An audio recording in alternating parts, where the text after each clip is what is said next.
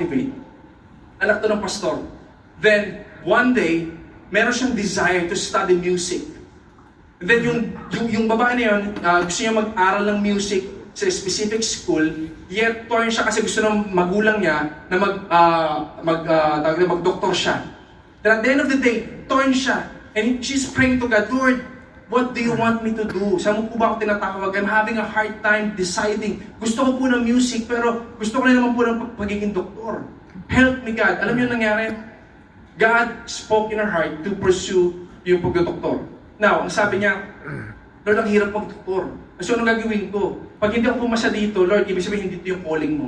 Alam niyo, after years of studying yung pagdodoktor, isa po siya sa pinakamataas na grades when it comes to doctorate.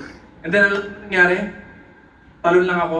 Nakapangasawa siya ng doktor din. Both of them are Christians. Now, yung calling sa kanila ng Panginoon, they go to different places. Ministry nila to. Nagbibigay sila ng mga libreng gamot sa mga mahihirap na lugar. Together. They've been doing that for years. Si pastor ba yun? No. Missionary ba yun? Hindi rin. They are doctors, both of them. Nakita niyo yung pag-orchestrate ni God? Because sumunod siya na unawa niya, ito yung plano ni Lord.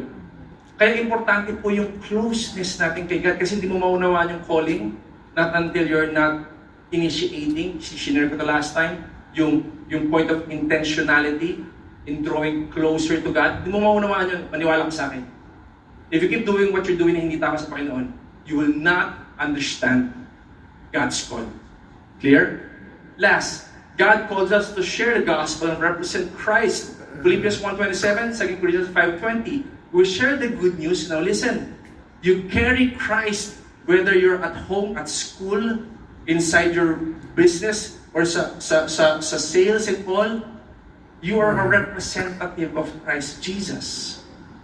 Naunawa natin? Sometimes it's not just sharing, but living.